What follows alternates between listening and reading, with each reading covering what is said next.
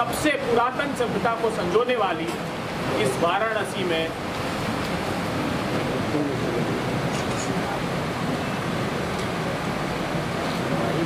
हो गया। धन्यवाद।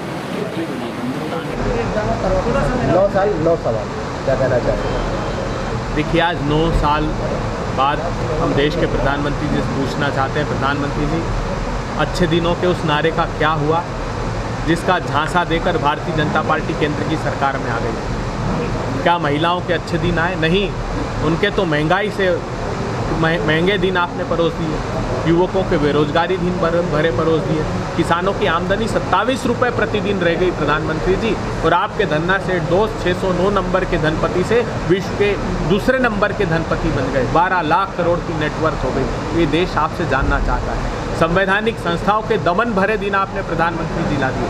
देश के छोटे मझोले उद्योगों के मंदी भरे दिन आपने परोस दिए प्रधानमंत्री जी। तो ये देश 9 सवालों से आपके काम की तलाशी लेना चाहता है, और वो ये तय करता है कि आप इन 9 सवालों की तलाशी में खरे नहीं उतरे। इस देश की अर्थव्यवस्था को आपने गर्त में डाल दिया प्रधानमंत्री जी। चीन भारत की सीमा में 2000 स्क्वायर किलोमीटर पर कब्जा करके बैठा है, मगर आप क्लीन चिट उसको दे देते हैं। लाल आंख कब दिखाएंगे प्रधानमंत्री जी, जो आपने देश को वादा किया था? तो ऐसे प्रासंगिक 9 सवालों को लेकर समूचे देश में आज कांग्रेस पार्टी प्रेस कॉन्फ्रेंस कर रही है और प्रधानमंत्री जी से 9 सवाल पूछ रहे हैं। 9 साल हो गए और 9 साल के बड़े संसद का उद्घाटन भी हो रहा है। उसको लेकर भारत की संसद में उसकी प्राण वायु, उसकी प्रजातंत्री व्यवस्था है। अगर उसको उखाड़ कर फेंक देंगे तो वैभवशाली इमारतों से संसद नहीं बनती प्रधानमंत्री जी।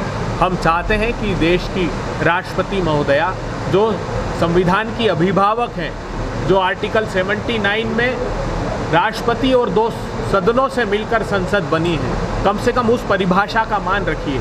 आमंत्रण पत्र तक नहीं देना चाहते, उपराष्ट्रपति जी भी उस कार्यक्रम में नहीं होंगे, तो इसी सिंगल फोटो फ्रेम की चाहत में आप भारत के संविधान का, भारत की संसदीय परंपरा और मर्यादा का अपमान मत कीजिए प्रधानमंत्री। सेंगल को लेकर के भी खूब, जो राजधानी सेंगल है उसको लेकर के कई लोग बाइकआउट भी करने के लिए कह रहे हैं, उनमें से क्या आप भी शामिल होंगे? देखिए, वो प्रश्न उसके बायकॉट या समर्थन का है ही। कांग्रेस पार्टी ने सिर्फ इतनी बात की है, उन्होंने चूंकि पंडित जवाहरलाल नेहरू जी के प्रति अनादर का भाव प्रकट किया। भारतीय जनता पार्टी ने ये प्रचारित करना प्रारंभ किया कि वो सत्ता के हस्तांतरण का स्वरूप मिला था और उसे इलाहाबाद के म्यूजियम में आपने रख दिया, आपके निजी इलाहाबाद के भवन में रख दिया। अरे, देश को जानना चाहिए, उत्तर प्रदेश उस बात का साक्षी है। वो स्वराज भवन हो, वो आनंद भवन हो, वो तारामंडल का ग्रह हो, वो सारी संपत्तियां उस परिवार ने देश को समर्पित कर दी जिसमें आज़ादी के आंदोलन चलते थे। अपने प्राणों तक को आहूत कर दिया, और आप उन पर ऐसे घृणित आरोप लगाते हैं। तो उसका जवाब दिया है कि सरकार के पास इस बात का कोई प्रमाण नहीं है। किसी परंपरा का अनादर करने का तो सवाल ही नहीं। तो आप बाइकआउट कर रहे हैं या कल जा रहे हैं? नहीं, हमने तो कहा है अगर राष्ट्रपति महोदया को अगर बुलाएंगे तो हम सब लोग जाएंगे और प्रधानमंत्री जी के प्रति आभार भी व्यक्त करेंगे। भगवान शंकर का अलौकिक निवास स्थान है। अभी तो भगवान बुद्ध का पहला प्रवचन यहाँ हुआ। 3 जैन तीर्थंकर यहाँ पैदा हुए।